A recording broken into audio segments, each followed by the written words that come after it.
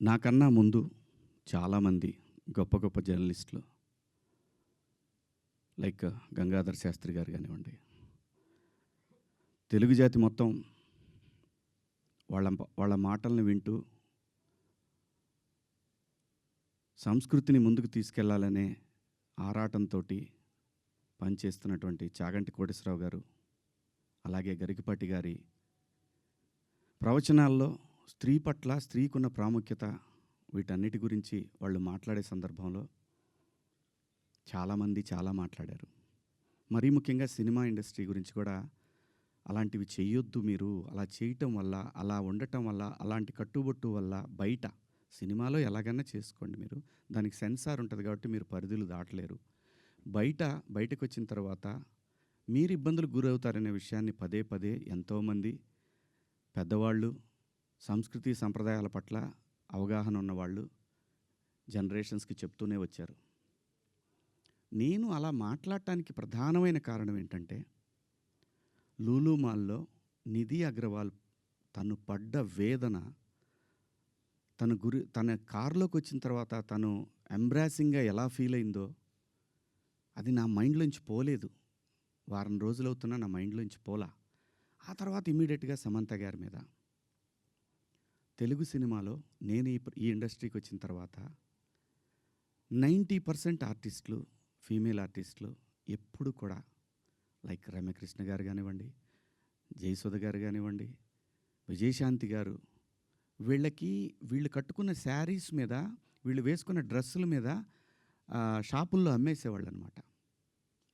నేను ఎవరిని ఈ డ్రెస్సులు వేసుకోండి, ఆ డ్రెస్సులు వేసుకోండి, మీరు కప్పేసుకోండి అని నేను చెప్పలేదండి.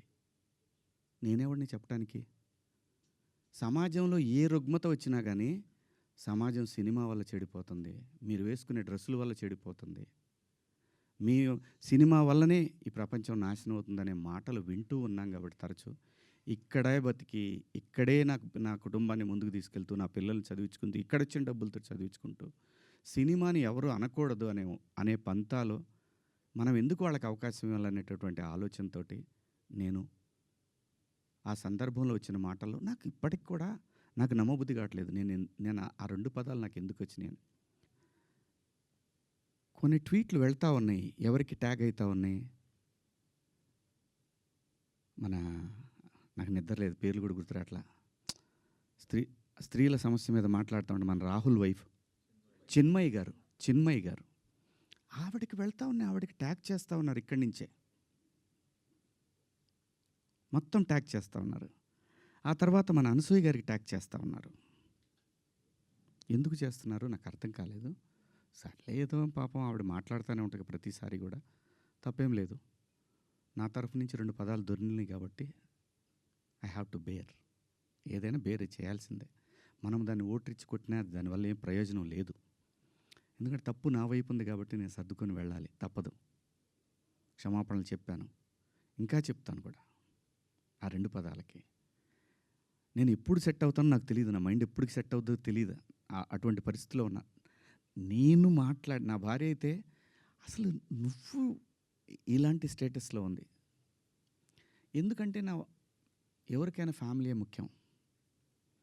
తను రేపొద్దున వాళ్ళ బంధువుల్లో ఇదేంటి ఇలా మాట్లాడాడు శివాజీ అంటే తను ఎంబ్రాసింగ్గా ఫీల్ అవుతుంది కదా. నా పిల్లలు, వాడి ఫ్రెండ్స్, ఇదేంట్రా మీ నాన్న ఇలా మాట్లాడు, విచ్ ఈజ్ హర్టింగ్. నా ఇంటెన్షన్ బ్యాడ్ లేదు. ఇంకొకటి, 30 సంవత్సరాల నుంచి నేను ఇక్కడ ఉంటున్నాను, ఏ రోజు నా దగ్గర నుంచి తప్పు జరగలేదు. ఆవేశంగా ఒక లెటర్ మాకు వెళ్ళిపోయింది. వెళ్ళిన తర్వాత వాళ్ళు డిస్కస్ చేయొచ్చు, ఏమని, కాదండి ఒకసారి శివాజీతోటి మాట్లాడి ఆయనతోనే పెట్టిద్దాం ఒక అపాలజీ లెటర్ అని వాళ్ళు చెప్పొచ్చు. ఇవేవి జరగల. ఎవరికాళ్ళు ఆవేశంగా government of Andhra Pradesh, government of Telangana, CC to CP, CC to మహిళా commission, CC to PM, CC to international affairs. Why? ఒక్క మాట నన్ను అన్న ఏందన్న ఇట్లా మాట్లాడు, సారీ అమ్మ, నాకెవరు ఫోన్ చేయలేదు. ఒక సుప్రియ గారు సాయంత్రం ఫోన్ చేస్తే, "అయ్యో! శివాజీ గారు ఏంటి?" "సారీ అమ్మా, నేను పొరపాటున 2 పదాలు దొర్లినాయి." "అవునండి. ఐయామ్ కంప్లీట్‌లీ రిగ్రెటింగ్‌గానే ఉందమ్మా నాకు. I'm very sorry." నాకిప్పటికి కూడా అర్థం కాదు నేను ఎలా మాట్లాడాను ఆ 2 పదాలు అసలు. నేను బయట బూతులేం మాట్లాడనంటే మాట్లాడతానండి. మనందరం మాట్లాడతామండి.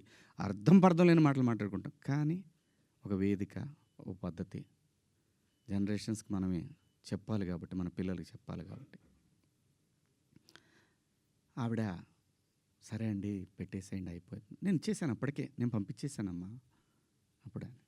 ఎందుకంటే వాళ్ళందరూ నాకు తెలుసు నన్ను అన్నా అని పిలుస్తారు. ఒక్క మాట నన్ను అడిగుంటే, ఒక్క మాట నేనేమన్నా మిస్‌బిహేవ్ చేశానండి ఎవరితోన్నా? ఎప్పుడన్నా మీరు ఏ ఆర్టిస్ట్ అయినా సరే ఇప్పటికీ భూమిక గారితో చేస్తాను.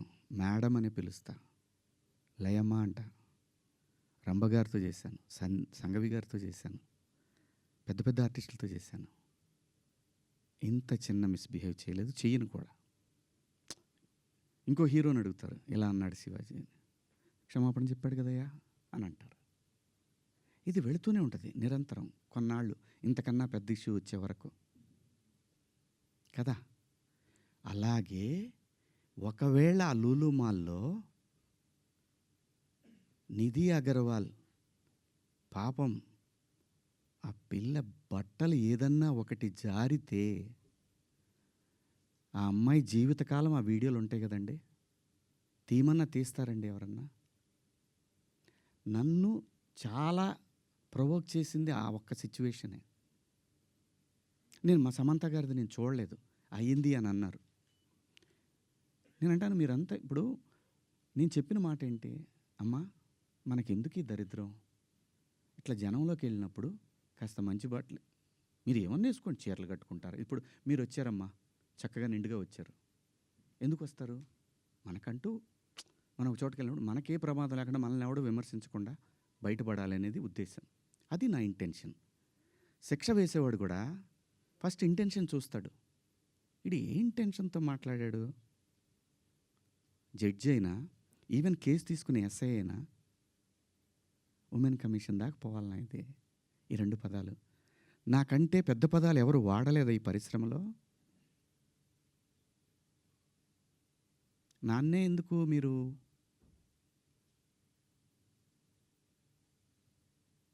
ఎందుకు నేనేం చేశాను? అమరావతి రైతులు ఆడవాళ్ళ మీద బూటు కాలేసి తొక్కినప్పుడు నేను మాట్లాడా, నేను నిలబడ్డా, ఎన్నో సందర్భాల్లో నిలబడ్డా. జంజీ కోసం ఫైట్ చేశాను నేను. రాబోయే తరాలైరా ఇవన్నీ, మీరు తినేస్తారేంట్రా అని అడిగాను నాయకుల్ని.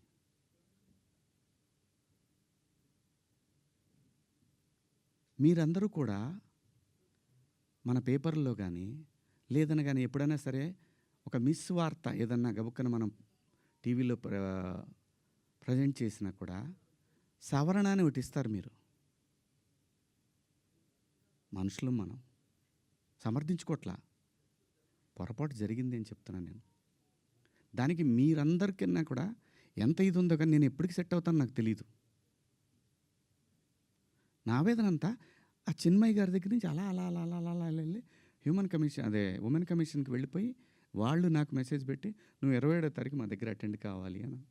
అమ్మ నేను ఆల్రెడీ క్షమాపణ చెప్పాను, వన్స్ మేము రిలీజ్ చేసిన తర్వాత రావాలి. వెళ్తా, చట్టాన్ని గౌరవించాలి, ఖచ్చితంగా వెళ్తా. వెళ్ళి ఒక అపాలజీ లెటర్ ఇస్తా, నాకేం ప్రాబ్లం లేదు, నేనేం సిగ్గుపడను. నేను తప్పు చేసినప్పుడు క్షమాపణ చెప్పడంలో తప్పేముంది? ఏమీ తప్పులేదు. ఇష్టం వచ్చినట్టు మాట్లాడుకుంటున్నారు. ఒక బార్కి వెళ్తే డ్రెస్ కోడ్ ఉంటుందండి, ఒక పబ్కి వెళ్తే డ్రెస్ కోడ్ ఉంటుంది. షూ లేకుండా లోపలికి రానీయడు. కొన్ని పబ్బుల్లో అయితే గర్ల్ ఫ్రెండ్ లేకుండా రానీయడు. నేనేమన్నాను? మనిషి ఆదిమానవుడు కోతి నుంచి మనిషిగా రూపాంతరం చెందిన తర్వాత ఇంగితం ఎక్కడ స్టార్ట్ అయిందంటే ఈ శరీర భాగాలు కనపడటం కరెక్ట్ కాదే, ఏదోటి కట్టుకోవాలి అనే జ్ఞానం అమ్మకొచ్చిందో నాన్నకొచ్చిందో తెలీదు, వచ్చింది. అలా అలా బట్టలు తయారు చేసుకునే లెవెల్కి వచ్చి బట్టలు కప్పుకోవటం, బట్టలు వేసుకోవటం దాకా వచ్చింది. మంచివి వేసుకోమంటాం తప్ప అండి? కాదు, ఇదేం సిస్టము, ఆ సిస్టమ్కే పోతామన్నోళ్ళు పోవచ్చు, ఎవరూ తప్పేం లేదు. ఎవరిష్టాలు వాళ్ళయి, ఎవరిష్టాలు వాళ్ళయి. ఇక్కడ నాకు కాన్స్టిట్యూషన్లోని సెక్షన్స్ గురించి చెప్తా. ఈ సెక్షన్ ప్రకారం మహిళల్ని అని చెప్పి టిఎఫ్ఐ ఉమెన్ వింగ్ పెట్టారు. చట్టం నాకు తెలుసు, కాన్స్టిట్యూషన్ చదువుకున్నాను. భారత రాజ్యాంగము హక్కులతో పాటు బాధ్యతలు కూడా ఇచ్చింది. న్యాయమూర్తి దగ్గర ఒక కేసు వెళ్ళినప్పుడు దాని తాలూకా ఇంటెన్షన్ చూస్తాడు. Provoking also crime, provoking also crime.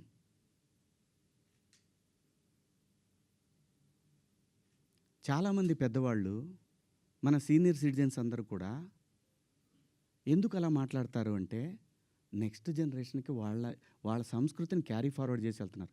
వేసుకుంటారా వేసుకోరా మీ ఇష్టం అమ్మ, నేనెవరిని చెప్పటానికి. అలా పోయినప్పుడు ఆ పిల్ల ఇబ్బంది పడితే అది చూసి తట్టుకోలేక మాట్లాడానే తప్ప, ఎవరే బట్టలు వేసుకుంటే నాకేంటండి. పోనీ మీరు ఎవరన్నా ఆ పిల్లకి అండగా నిలబడ్డారమ్మా? ఒక్కళ్ళన్నా నిలబడ్డారండి? ఇది తప్పు, ఇంతమంది ఒక ఆడపిల్ల మీద దాడి చేయటం అని మాట్లాడారా? ఆ బిడ్డ కోసమే నేను మాట్లాడాను. రేపొద్దున మన తెలుగు యాంకర్లు కానీ, మన ఆర్టిస్టులు కానీ చక్కగా బట్టలు వేసుకొని వస్తారు. మన సుమ గారు కానీ, ఝాన్సీ గారు కానీ, ఉదయభాను గారు కానీ, పిల్లలు కానీ, కొత్త పిల్లలు కొంచెం యంగ్ బ్యాచ్లో కొంచెం అందంగా గ్లామర్గా కనపడాలని వేసుకుంటుంటారు. దానికి నెటిజన్స్ నుంచి వచ్చే సజెషన్స్ తోటి వాళ్ళు మార్చుకుంటారు.